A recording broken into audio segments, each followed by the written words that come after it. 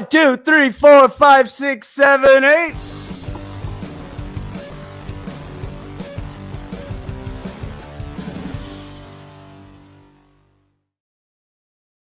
All right. So shall we? Shall we begin? Shall we Hell start? yeah. We need to pull up the notes. The notes Amazing. which have been granted to us from the friends of others and such. Where did I put the fucking? Okay, I lost the notes, so this might take a sec. Please talk amongst yourselves. Yeah. Oh, I accidentally opened us on my phone, and there was a quick Slight echo. delay. All right, I got the So- notes. You lost your time. I found the notes. Okay. All right, you recovered. Good. All right. So I'm just going to do this quick because we're already amped up and excited and ready to roll. So obviously, you're watching the Demonic Machine Show. Is this episode 13? Mm-hmm. Yeah. Okay. Bravo. Lucky 13. Good Our work. guest, of course, the amazing, the one and the only, the one song and one song only. This song is Zach Nelson. What's up? Greetings. Thanks for having me. Happy buds. Very excited. Absolutely. We're always excited to have cool ass people on the show because there's a lot of shitty people out there. So we try to enjoy the ones who rule. Yeah. True. So, how about you let us know what you do and if you make any music? And yeah, that would be fucking sweet to hear from your mouth, my friend. Straight from the horse's lip. Yeah. My name is Zach Nelson. I run a small DIY pedal device company, Safe House Audio. It's all clones, but I've been doing this for a few years, but I've been a musician for the last 14 or 15 years. And that is effectively how I got into this in the first place, is buying pedals, being psyched. Makes sense. Breaking stuff. There's like that classic Elmo meme where it's like a nuclear bomb in the background, and he's like, the classic feedback oscillation of a Boss DD5. Praise the fire that cleanses us. Yeah, just an initial sound, kind of kicking everything off. But so I do that, and then full time I work at Cattle and Bread Effects here in Portland. So I'm a builder, which is great. Do some little bit of not quite repair, but everything. Once everything is soldered and dipped, do some cleaning, do some FV1 tech stuff, and then recently I started hosting artists and bands to come in and do demos and tours, which is super fun. That's awesome.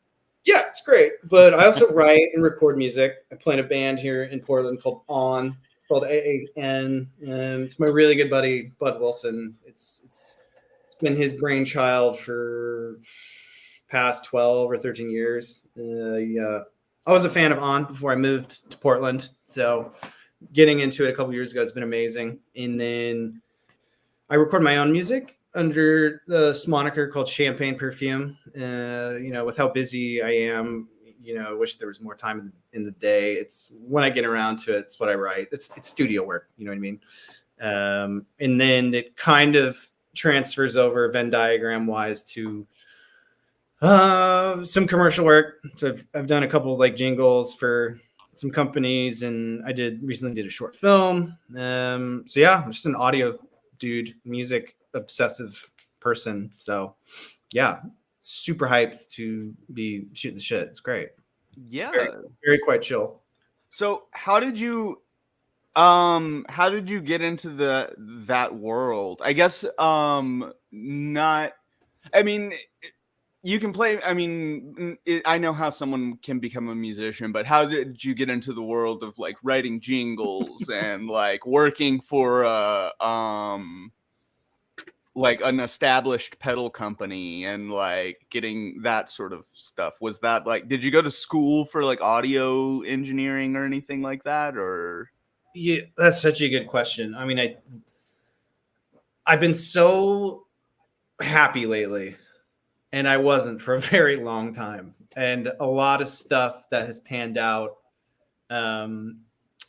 just did. I just got lucky. But the really important part of that too is you can become obsessed with anything. It's like that stupid fucking. I had this biology teacher who'd always say like, preparation or luck is when preparation meets opportunity, which I think is so corny and bullshit. But there's a certain part of that. It's like if you're working on something all the time and in these various ways, sooner or later, it doesn't mean you're going to blow up or that's going to be your living, but you will have an opportunity to do something you really like. But in regards to audio, playing music in high school and then graduating and really being unhappy and hating my hometown in Eastern Washington, I played in a band and then hit a point where I don't want to be here anymore. It's that tale as old as time. Everyone hates their own time. They want to go. So I had some buddies who played music that hit me up and were like, hey, dude, we got a room. You should move here. And I did. And here I am 10 years later. But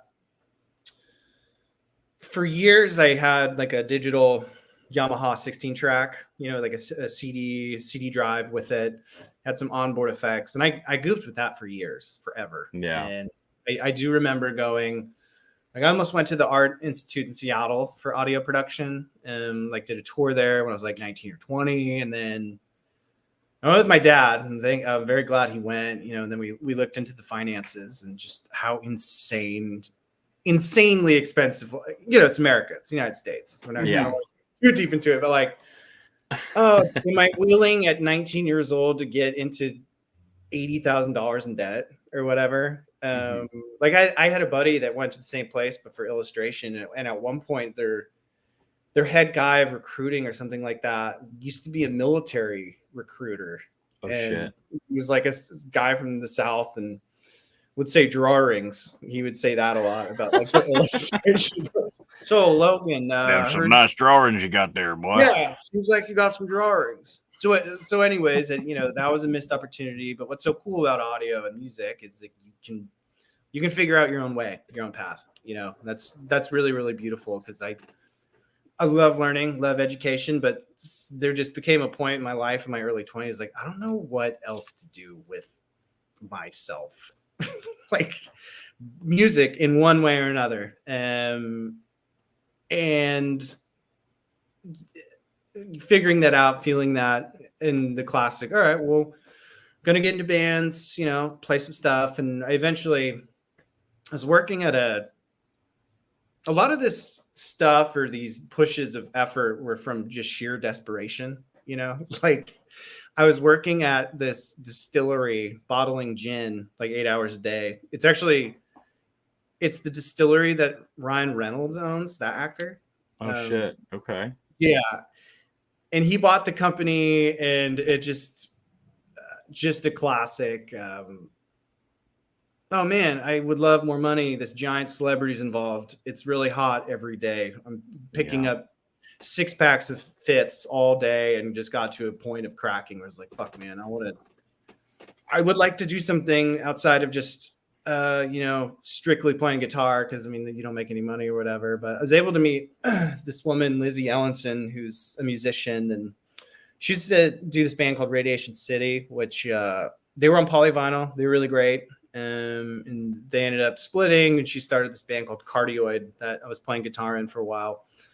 And Lizzie's amazing. She's toured in the Decemberists. When she was living in LA, she was playing with Amber Kaufman, former Dirty Projectors. And so she gave me this really big opportunity pretty much immediately of doing some really cool shows that weren't shitty, and didn't totally have to do like there's that like house show meme, with like the creepy Mickey Mouse in the background, I love house shows though. Yeah, I do too. Sure. But didn't have to avoid like, yeah, you guys, you need a place to stay, You and can crash in my living room if you let me look at you. I mean, if you take showers totally. Later. Yeah, I've been there. So I just let him watch though. Yeah, well, it was easier that way. It is their house. But yeah, in she's a good friend, and the drummer at the time, this guy who's, you know, it's one I really want to mention because he's made a lot of this happen for us. My buddy Riley Gear, he's a producer. He's a genius. He's brilliant. But he played guitar in, drums in Unknown Mortal Orchestra for a long time, and so he was just able to put me in touch with a lot of people of just playing music, and then, you know, like stuff would always break gear wise or just sheer curiosity, you know what I mean, of pedals and electronics. And, you know, eventually rented a big studio space with some bandmates and some guys, and having one of them, this dude, JT Lindsay, just had a bunch of recording gear, a bunch of stuff there. And, you know, we paid and each had a time slot. It was just like, all right, well, sick. I'm just going to go try to figure out Cakewalk. Yeah. Let me go walk. Yeah, let me figure out how to run a FabFilter plugin. But anyways, right before COVID hit, I, you know, to get back to that distillery thing, I was just losing my mind with this terrible job, shitty job, and I was like, man, I would love. How do you turn an LED on with battery? Like, that is kind of like the first thought. That was it. That was kind of the little light bulb that got me to where I am now, like shooting the shit with you guys and working for a pedal company. Literally too. Yeah.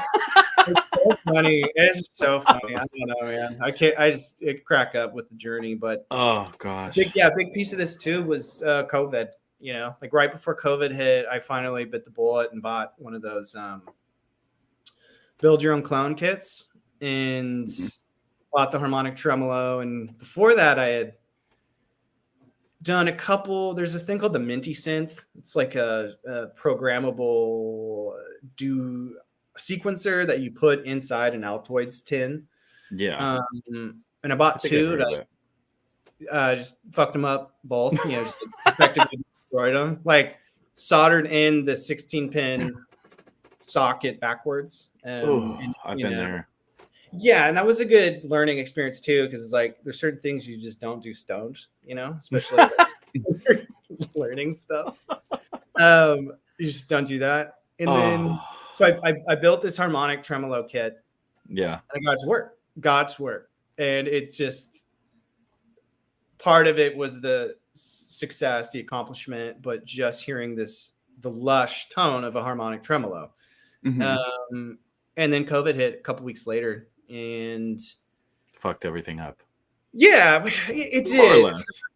In a lot of ways. And then, you know, and it's this weird guilty feeling, but it did so much for me because I had all this time to just do that, you know. And for a year I worked for a tea company, and it shut down after a year. And it's part of this big kombucha company here. And so basically everyone around me in the company was laid off, and I was like one of the last dudes. And so I was like fulfilling tea orders in this big, empty, scary facility alone for most of COVID, and work, and then just kind of look up electronic stuff. And then once that ended, I took some electronic engineering classes, the EET programs, what they call it, at the community college here in town.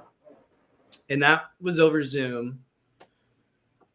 That was really important because it showed me how to not be, you know, like rocker dudes are the whole community. You meet some of the coolest people ever, and you meet like the ultimate punishers, you know, just like the gatekeeping dickheads, but then taking these Zoom classes, you know, like before class starting, like these just weird dudes, like, you know, talking about weird, like flexing with, yeah, I know this Excel function where like, you know, you can, it pulls up like Sanskrit. You can like, it'll pull up like related things. I was like, I don't know anything about this stuff. That's bullshit. But point being, wait a sec. Hold on. Did you say people were flexing by knowing how to use Excel? Yeah, like kind of obscure Excel function. It's like, who would you even brag about that to? Bill Gates? Hey man, you figured out how your shit works. Checkmate. Yeah. It's just so goofy. Sorry, that stood out to me. I'm like, wait, what the fuck? No, that's totally fine. That is weird. So yeah, took some classes, got to know some basics, and then started building.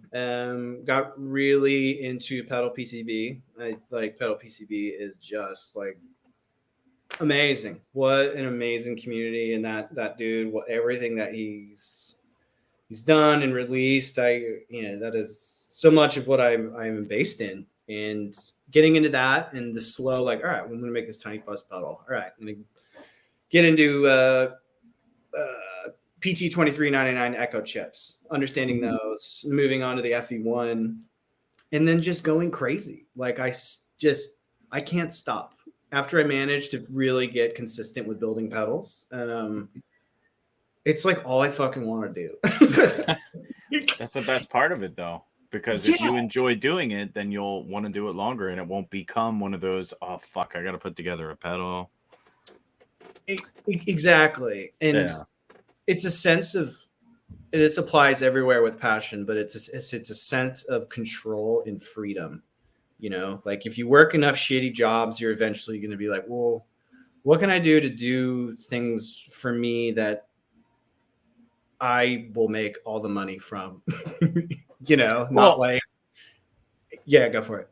I was going to say most of the money, because the government's still going to try to take whatever they can from you. Yeah, for sure. And there's certain taxes they're important to give back or whatever, and parts and whatnot. But I just think it's bullshit that when you do work those shitty jobs, I myself being a shitty job worker, which is awful, it's like 30% of your earnings just go right out to taxes, which is frustrating when you're doing manual labor for 10 hours a day. Yeah. It gets to that point where you're like, can I just take some of it? Can I have a little bit more? I want to get some pizza this week, please. I have my bills, please. I have crumbs. Don't make me put my Domino's order on layaway. Like, you should know. I love pizza though. I'm lactose intolerant, so I shouldn't be having any sort of cheese. So I'm just as bad. Well, maybe nowhere near as bad, but you know what I mean. It's not a cakewalk for me either. It's just one of those things. It's like the guilty pleasures. Yeah, for sure. I mean, I'll eat Domino's. And I didn't have the opportunity for most of COVID to like work from home, and just pre-vaccination, just like many millions of people just being fucking scared all the time and having to be in a physical place. And once things started picking up with like my guitar pedals and whatnot, it became a very safe place. And it ties into kind of my name of Safe House Audio. It's a mix of that, and I'm a huge espionage and spy movie person. I've always been a really, really big fan, even since I was a kid, and kind of the dream job would have for a long time was like, until I learned about the CIA. Like how cool would it be to chill in a van all day with like a reel to reel going, or a room full of like stick gadgets or whatever. So that reel to reel became the inspiration for it. But you're taking me back with the reel to reel. Oh, I feel old now. But anyways, long-winded answer, but that's kind of the base setup. And then lastly, building pedals a lot, and then kind of jumping between that at the same time as trying to work other gigs that I really didn't like at all. And it got to a point of that desperation of I was like, all right, I got to do something. And then I just kind of cold emailed a bunch of pedal companies here in town. And I didn't know this till I got into it, but I mean, there are so many companies here, Mr. Black, us, Maleko. There's a couple others, but Debbie Ever used to be here. I just cold emailed Cattle and Bread and waited and forgot about it. And then Kyle, the owner, is a really, really great guy. Yeah, emailed me back 4 or 5 months later, and I was just like, oh, holy shit. Okay. There's the best surprises when you forget that you even did something to set a surprise up. Yeah, for sure. You're just like, hey, I just got this random email offering me an amazing position. Yeah. Wow. Life is awesome sometimes. yeah, and then I got hired about a little over a year ago, and yeah, so I'm doing 5 days a week, and it's amazing and it's a blessing. So, and because of it, like chat with you two right now, that's amazing. Fuck yeah, you know. You flatter me way too much. You're gonna make me blush on camera. I'll blush for you. No, I'm just playing. Yeah, it's always fun to be able to have different perspectives from the community, especially from different builders, see what their inspirations were, see what their whole, I guess you could say, mission statement is. I mean, at the end of the day, make enough money to be able to survive is the mission statement, but it's also nice to know the sentiment behind everything that's Hey, hold on, you're breaking up a little bit. with yours and your Lucky, are you My break up? Are you breaking up? internet. I'm hearing him breaking up. Hold up, let's see if it. Am I back? Is it working? There, yeah, there you are. Yeah, do the jig. All right, good. See, I told you. I told you it's happened like 3 times already. Fuck, I don't remember what I was saying or if I'm even stable here. I'm stable back. Okay, cool. Let me consult the notes real quick just to make sure. Oh, yeah. All right, so first thing I noticed, your shirt, Elliott Smith. Oh yeah, I assume that you enjoy.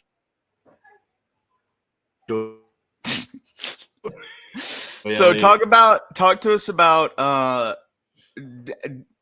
what are your influences, your musical influences? Yeah.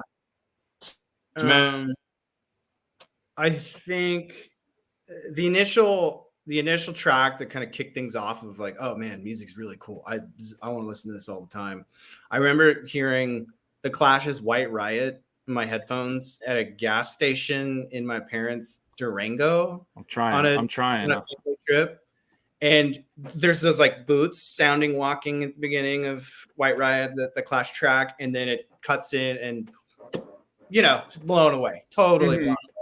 Because I think that as a child, very casual into like the Beatles and stuff on the radio. Because I remember the CD that I listened to before this Clash album was the Sugar Ray record, 1459. I also had the 15 Minutes of Fame just about up. Yeah. I think everybody around our age has that CD or had it at some point. Yeah, for sure.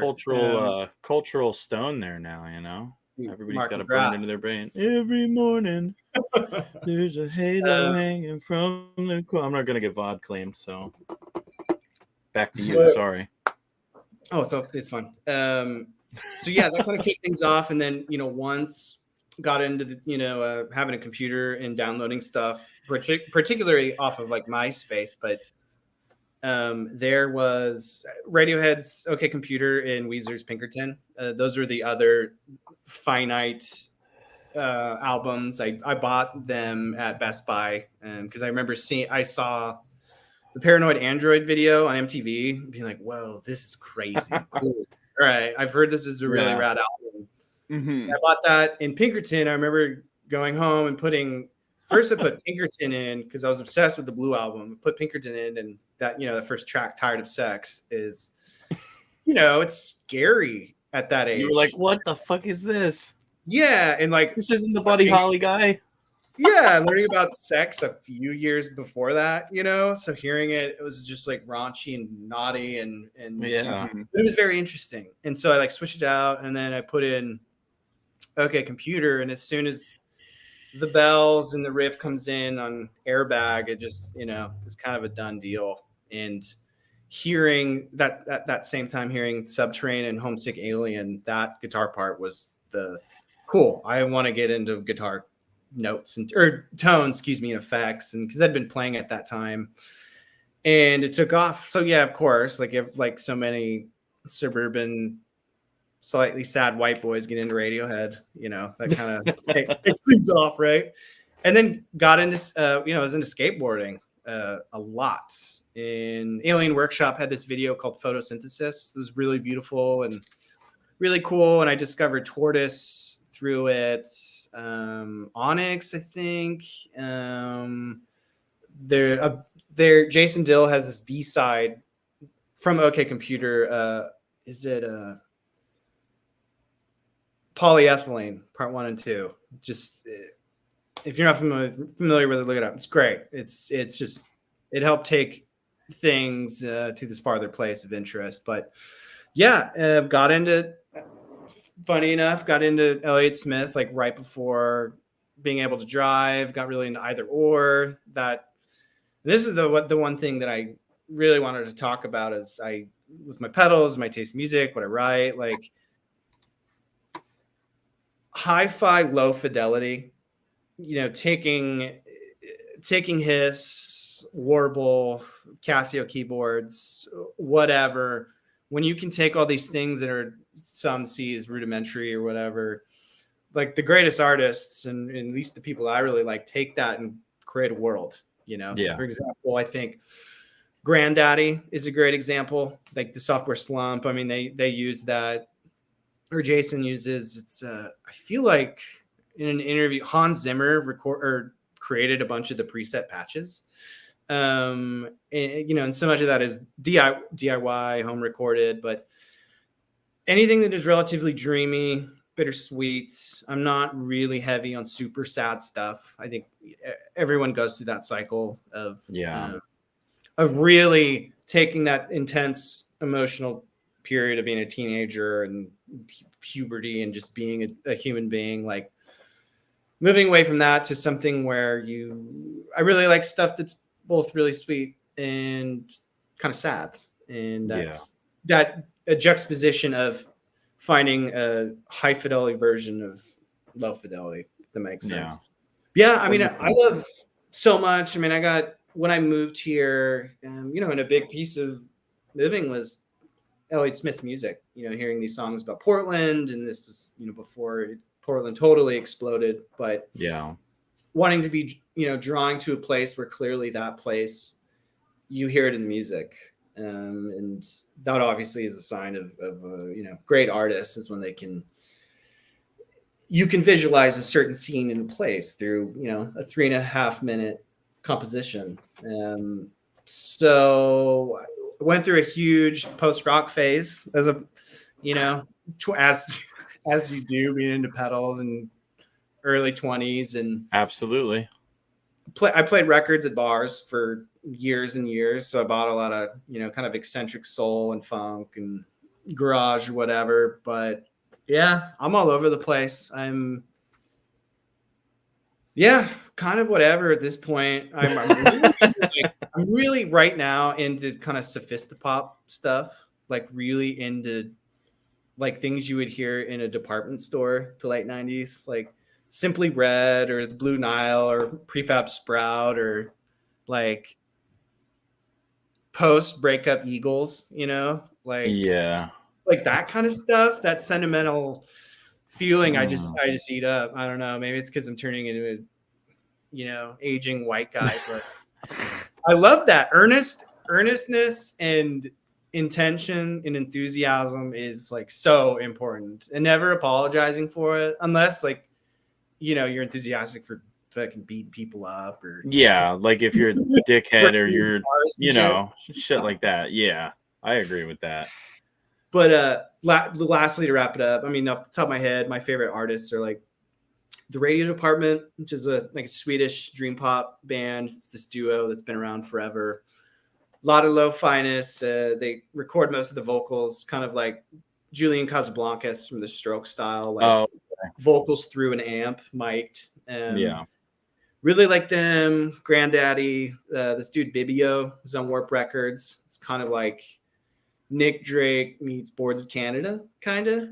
You're gonna have to send me that later because that sounds right up my alley. Yeah, he's amazing. His stuff. He just put a new record out. Yeah, he's super, super inspirational. And then like I was saying, Grandaddy, love them. Yeah, that's about all sorts of shit, man. I mean, it's difficult to It's good to talk be about. well rounded as well and have a wide array of influences. I mean, to the point that you made, where everybody goes through their listening to like sad, destructive kind of music when they're younger and like finding their way through life until you get to that point where you feel like you're finally on your own 2 feet and you can stand on your own. I think I rode that for way too long, but mine, I don't know. I guess it's kind of the lo-fi-ness of it, but like they would call it depressive, suicidal black metal. Okay. It was like bands like Leviathan and Xasthur and a bunch of other, just a lot. Well, more so Xasthur. It's just, I guess for me, I'd have to send you something to check out, but some of that stuff in the rawness of it, it does create this atmosphere that kind of envelops you. And it's crazy that a genre that's like, you know, hole in the wall style can blend in that aspect with like almost every other genre if it's well produced, where it's like with the feeling, I should say, not the production, because you could have the best production in the world, and if you're not feeling it, you're not putting out the right vibes to be captured, then you're not going to get it. So how did you go about getting into that subgenre of music? What was your path into that? Was it like records, the internet?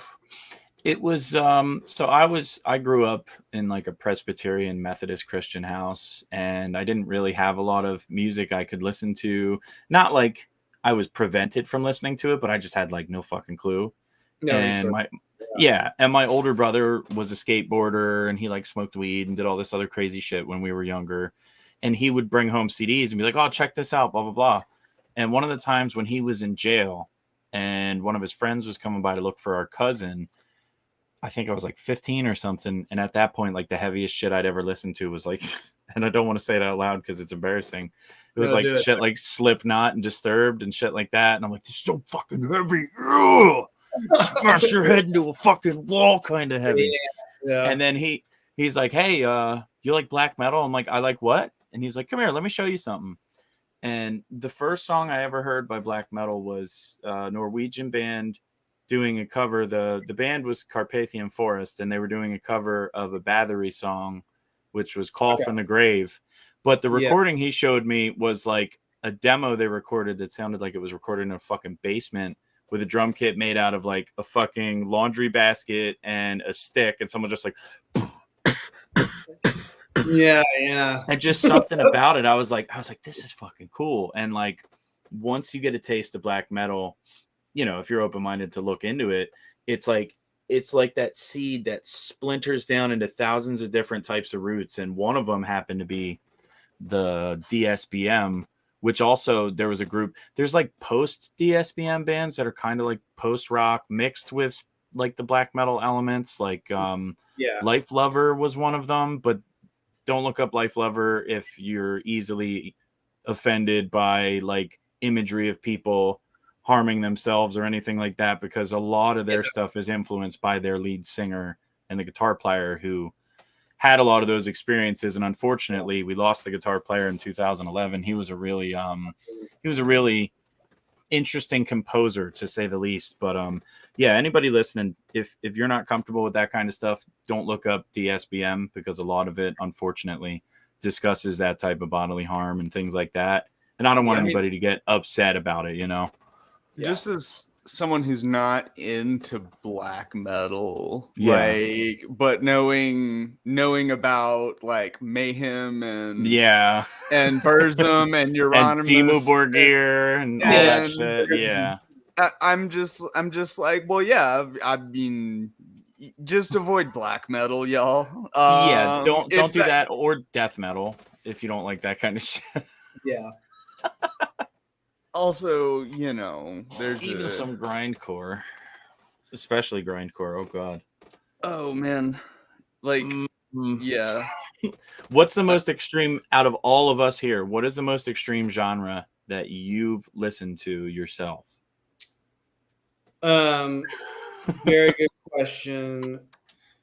I mean, a lot of like outsider art or outsider music. There's this dude, Jandik. I don't know if you've heard of him, but Jandik is he doesn't really have anything on Spotify, but he's been putting his own records out. So he has something like 70 records. Holy shit. And he doesn't have I don't think he has a website, or if he does, it's very minimal. But like for years and years, even into the 2000s, you would have to like write him a letter to get his stuff. But all of his tunings they're not even like open tunings. They're just just randomly twisting it and just kind of banging away. And so it's like a prepared guitar type of situation, like Sonic Youth does sometimes. Yeah, like that, but just some weird dude who's been fucking around in his living room in the middle of Texas for the better part of 25 years. Texas, that explains it, because it's hot as fuck. He probably lost his mind. Yeah, I think his label's called Cottonwood Industries. But I will say, not quite genre, but the two records that are so out there that I actually do kind of enjoy, and I'm not saying this to flex, but Captain Beefheart's Trout Mask Replica is such a terrifying album. Like, for those listening, for those uninitiated, please don't look that up unless you're ready to have your shoes blown off. Yeah, or have a panic attack. There's a lot of crazy shit going on, and it's do you believe that was all written that way? Like a lot of the rumors are? I was about to bring that up. Because I mean, he was effectively dosing those guys that he kept on that property in LA or whatever. I mean, they were doing hallucinogenics like for weeks or something like that.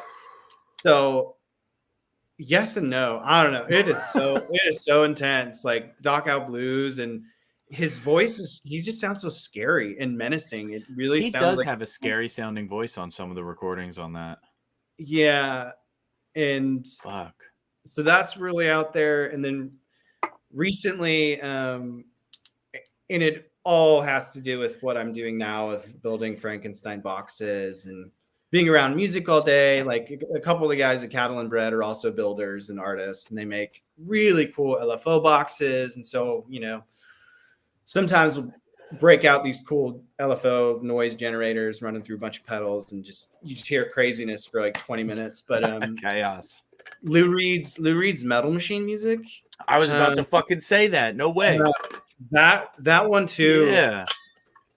Is honestly, that is one of the most rock and roll, or one of the boldest things an artist has ever done. I mean, that bass. Would you like to hear a story about it? Yeah, please. So don't laugh, please. So my friend introduced me to Lou Reed's music through the Velvet Underground, and I like Lou Reed's music. There's a lot of questionable shit that he's said and done, but that being said, I saw that record at a Goodwill or like a used record store or something, and I'm like, fuck yeah, cheap Lou Reed record. I'm gonna go jam this shit, and I put it on. I didn't know what the fuck it was before I turned it on, and I'm like, oh, he looks like a fucking Terminator on the cover of this. Like, he looks so sick. He looks so cool.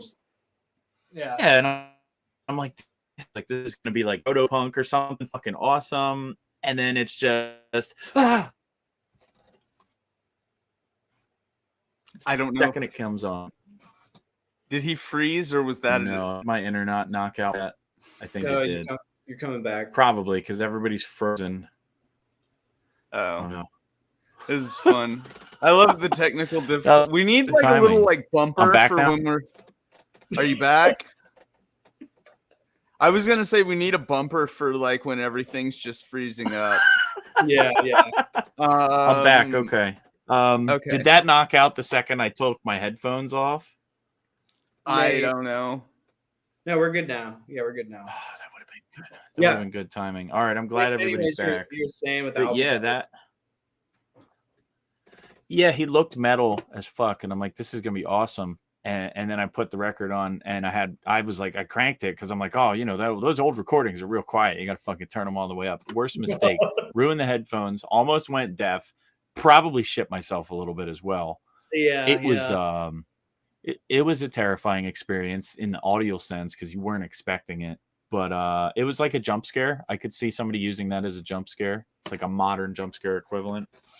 And those who haven't heard it or seen it, I mean, it's basically one of the earliest noise experimental records.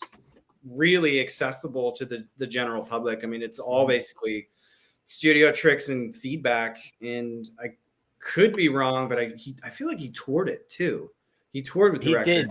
Metal Machine Trio they did in the 2000s, I think, a couple years before he passed away, where I think it was him on guitar. I think there was a drummer. No, there was no drummer. It was like a cello player, him on guitar, and someone else playing another instrument that I can't think of right now. But it was really interesting. I think there's some stuff up online on YouTube. You could probably look it up. But yeah, that was the Metal Machine Trio. Yeah. But yeah, did you know that they released that on a classical music label? No, I did not. Because Lou Reed told the label it was a classical album, and then they put it out on the classical imprint. I mean, classic, now with the frame of reference. Yeah. It's that kind of makes sense. I can see that.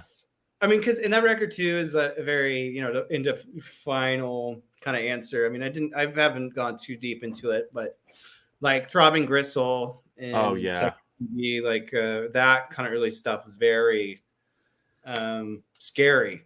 Yeah. And with music, scary, I don't necessarily think is always a bad thing, Yeah.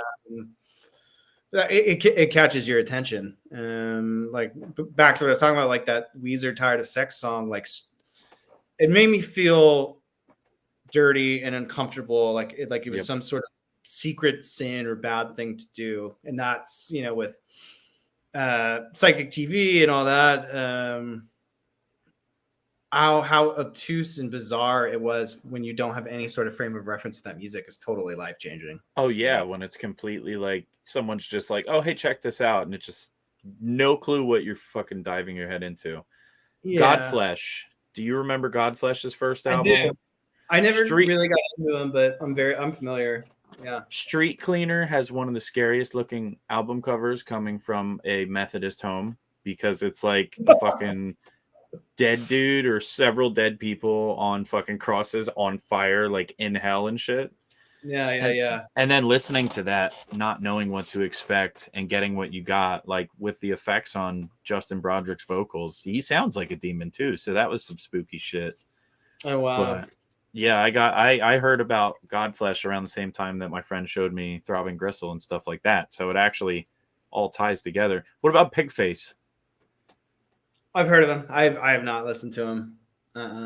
There's some interesting spooky sounding shit on the first album. It was engineered by Steve Albini, so it's got the Albini. Yeah, it's fucking. Well, I would probably like it then. That's right. It's got a lot of interesting guests. I think Albini plays guitar on one of the tracks too. Sick. Okay. What about you, Lucky? What was the question? I think it was scariest genre of music, but then we just went with bands and albums instead. Scariest genre. I think the last time I was like, this is absolutely insane. Like, was when Death Grips came out. Yeah. Oh shit. Yeah. And I was just like, and no, it was I don't know. Like, it was maybe the album with Birds. It was that last one before they went on hiatus. And I was just like they said in an interview, like their whole thing was to make an album that sounded like a nightmare. And I feel like they like succeeded with that one, And I mean, just their overall aesthetic. I mean, it was like, I'm a punk kid. I was a punk kid. And for me, like, I've always been drawn towards heavy and intense and fast and whatever, like, I mean, when I was still just grasping for anything, like when I was super young, it was like Limp Bizkit, because that's what was on the radio, and I have a secret about Limp Bizkit.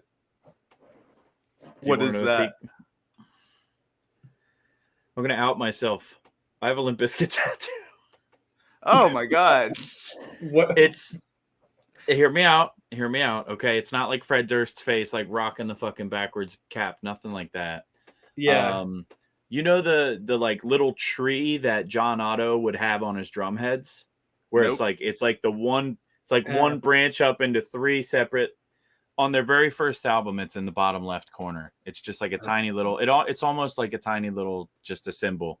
And I was like, oh, no one's gonna recognize this. And little did I know, the next album, it's like on every single fucking thing, and I'm like, oh no. There's my dirty alarm. If you enjoyed it.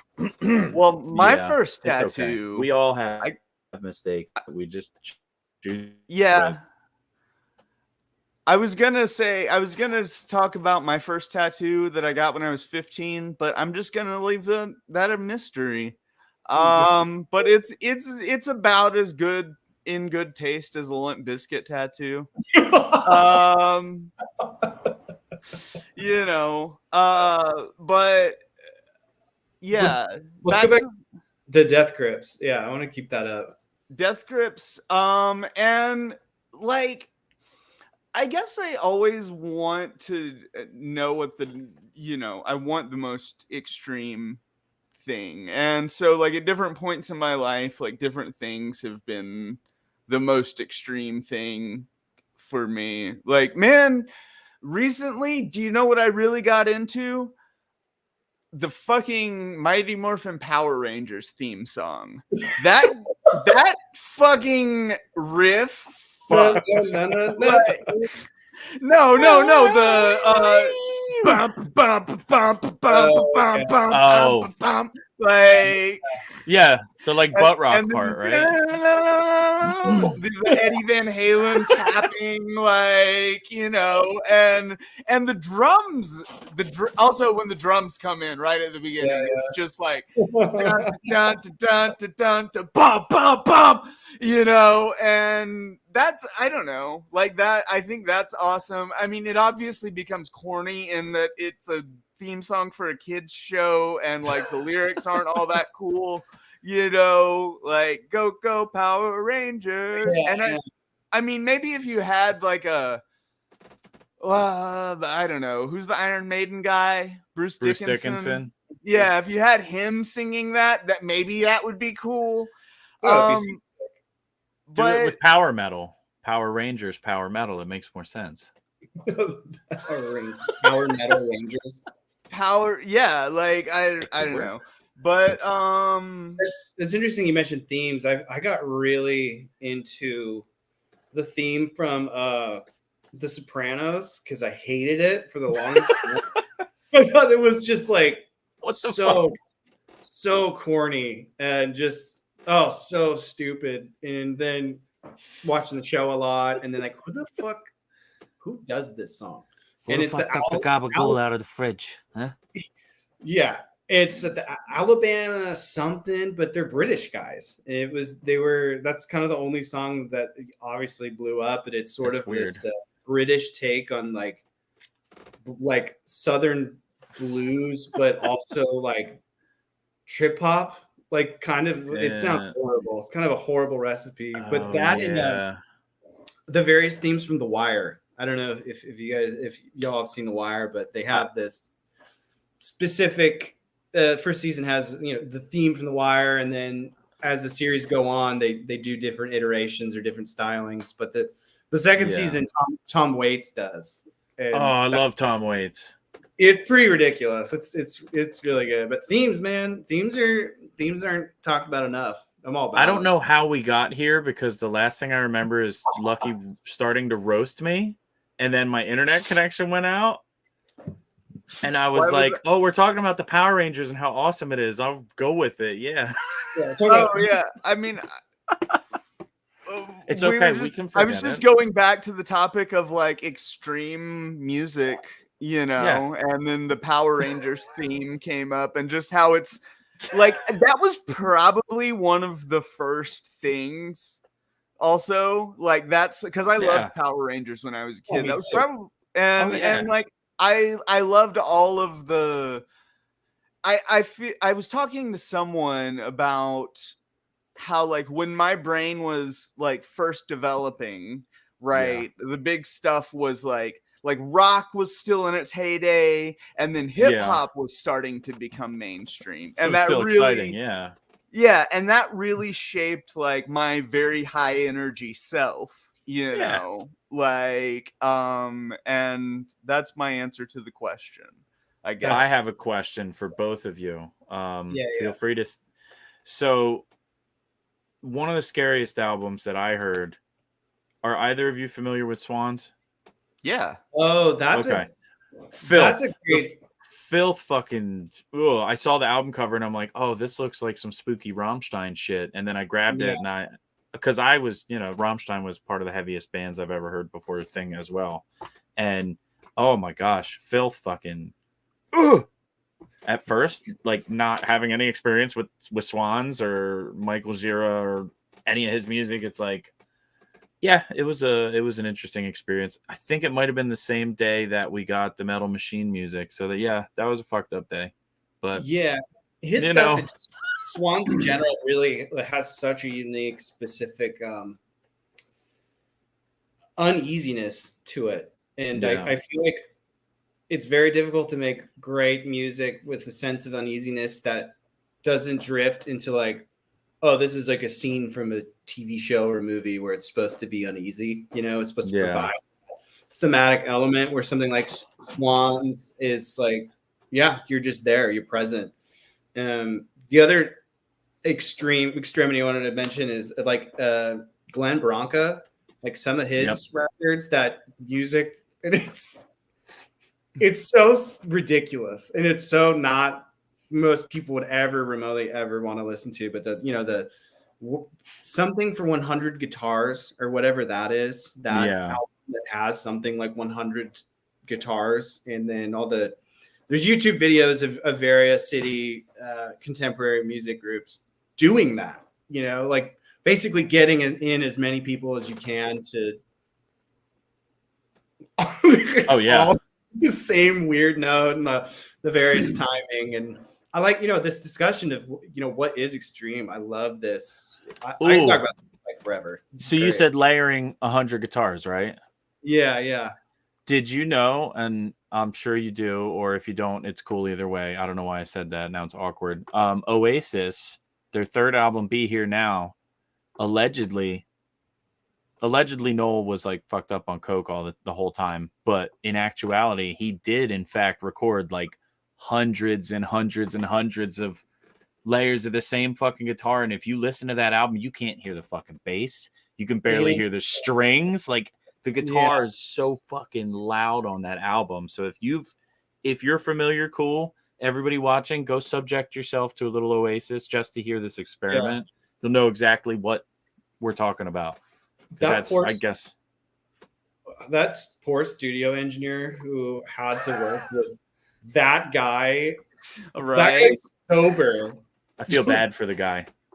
Like, and then on cocaine, like, oh man. Well, on their first album, he tried to do the same shit, but the guy that was engineering was like, "Oh, fuck off, mate! You can fuck the whole record up." So they just fucking stripped it all off. But at the height of Oasis's career, nobody wanted to say no to Noel. Everybody was getting paid fuck tons of money to hang out and record endless bullshit. So yeah. Oh, interesting. Yeah, that's funny.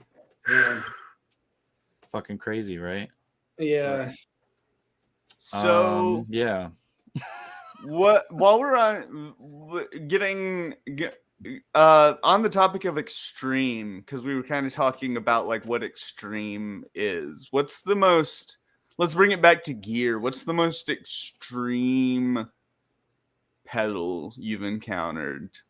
Are we talking about an aesthetics, attitude, or actual functionality? Yes.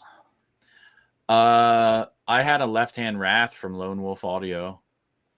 That was probably one of the most extreme things I had, aside from another HM2 thing, the iMaster from Behringer. But yeah, that's mainly in aesthetics and like, the whole, guitar go brr thing. Yeah. It's a really good question. That's tricky. For a while I had the Chase Bliss Therme. because it's so and it's a compliment. I say this as a compliment.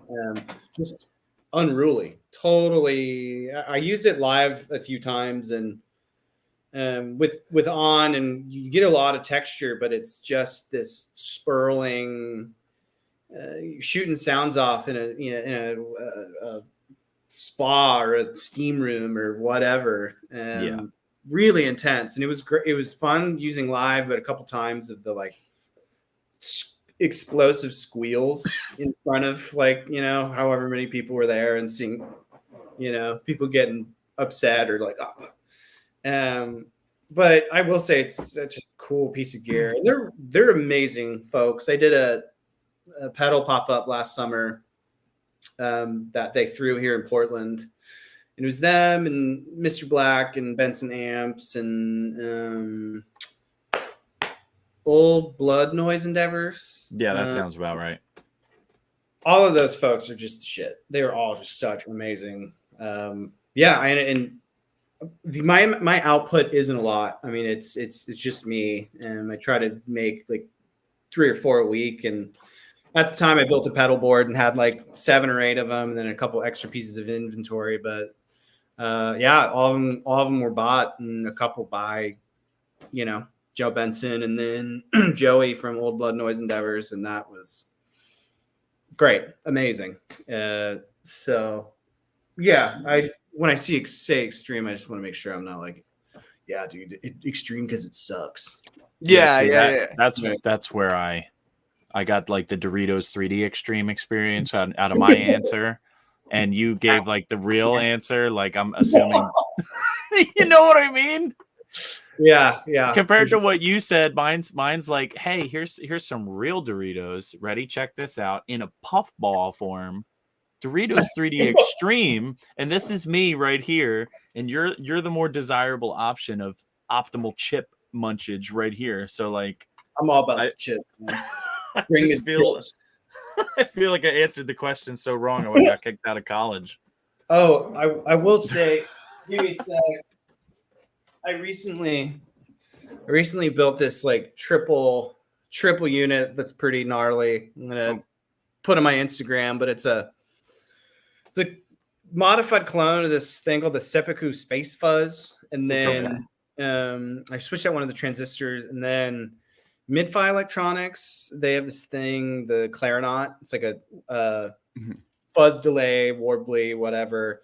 And I built a ton of those because they're amazing. That was the first one that I built that I just took my imagination. I still am I love it. I have one. I've made a ton of them, but you can change out one of the resistors and one of the capacitors and increase the value for like longer delay and deeper pitch bending, and with that PT 2399, which is, if you haven't heard of it, it's an echo chip, delay echo processing chip, but it maxes out in regards to what some consider good fidelity. But if you really push that chip, it sounds amazing. It's so intense and gnarly and weird. And then the other effect on here is like it's their pitch pirate, so it's kind of the same deal in a certain way. But yeah, keep your eyes peeled. I'm going to be doing a post for this thing. I had to plug my stuff like a little bit. Oh, of course, yeah. You could have started it with that if you wanted to. Definitely the gnarly. That was my bad for not saying that, but yeah. I would like to say, from my experience, my eyeballs have been basked in the deliciousness of the Safe House audio pedals every day on my feed. And I'm like, this is worth a share. Check it out. And look, it got us all here having a great time. I really can't thank you enough. It's so cool to connect like this. And not only because sharing the music and the joy and the peace that it brings, especially during this just fucked up world in this hate-filled country. Absolutely. And by like glue huffing oatmeal folks, that just there's no love. There's no love that comes from people like that. It's true. And so having rad folks like you find my stuff and repost it and share it means everything. It's so cool. It's so cool. That's the other reason why I love doing it, meeting friends, and also back to the Punisher idea of a punishing person or gatekeeper or whatever. It's really important for me to not be an annoying gatekeeper or whatever. But the what am I trying to say here? The making sure not to talk about this stuff with people that have no bearing or desire to ever learn about it, because it's all I do. So when I see homies that don't do this stuff, like, what are you up to? That guitar pedal looks cool, and I'm like, want to go into it like, oh yeah, so I increased the capacitance on like that desire to go crazy. So it's so well good. said too. Yeah, have buds like you where we really get into stuff. So, yeah, and we feel like that's. Sorry, I didn't mean to interrupt. Oh, I was just gonna say we could totally talk about like the technical stuff anytime you want. Like I'm passionate about it for sure. Yeah, like I've been getting into really getting into analog modulation. Cool. And that's a cool rabbit hole to go down. But yeah, I forgot where I was gonna go with. Real quick, I totally forgot that I had said I was going to give away an 87 Fuzz on this episode of Demonic Machines Live, and it looks like there's only one person watching right now. All right. So whoever is watching right now, say something in the comments real quick, just like write your name. Riff Mountain. Riff Mountain. Oh, awesome. Riff Mountain just said, yeah, the Riff Mountain is here. Fuck yeah. Also, I would like to say we appreciate everybody that's watching.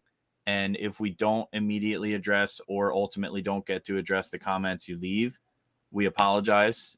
We do try to focus on engagement with with you guys as well as our guests. But we just had a particularly good amount of stuff to talk about, so we can always go back and enjoy the comments, and they will be saved in eternity for you to enjoy for yourself at a later date. Trust me, it's fantabulously luge. It's fucking huge, hugely big. Huge.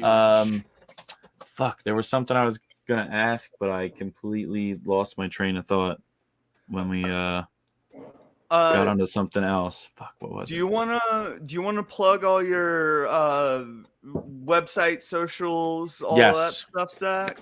Yeah. I got a website, safehouseaudio.com. Simple store, kind of got a little bit of a background, but I put up my one-offs, kind of one at a time, because I will put it on Instagram. Sometimes people DM me and be like, "Hey, can I buy this?" Typically, it's, "Dude, this is sick. How much?" And I say this lovingly, but that whole kind of world is a whole other aspect of business I was uncertain about. But anyways, able to buy it on the website. My Instagram is just Safe House Audio. You can hear every pedal I build that is posted about, or various audio clips, different settings. And you can check out my band On, spelled AAN. We're on Spotify. We're on YouTube, got some music videos, like pretty much anywhere stream is.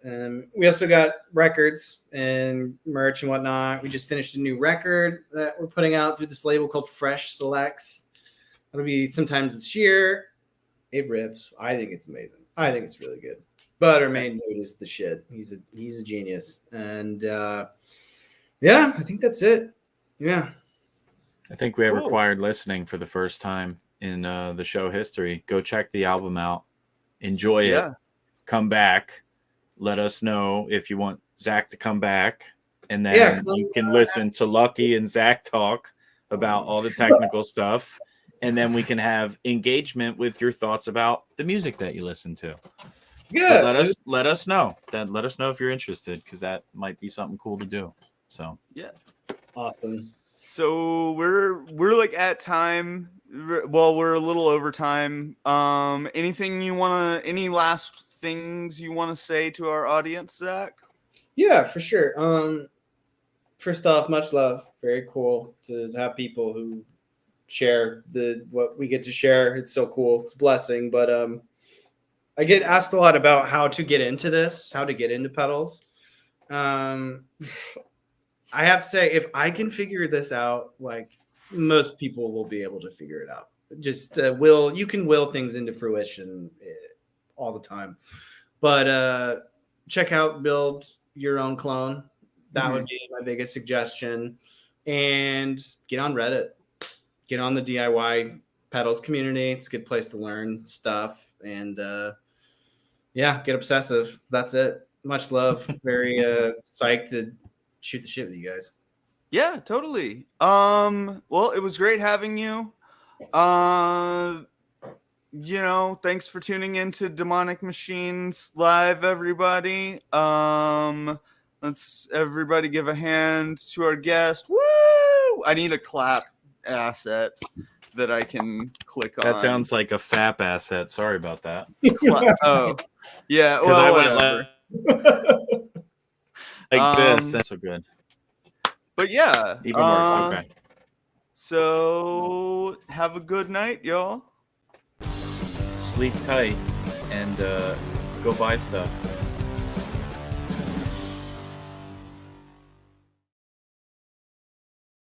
Oh.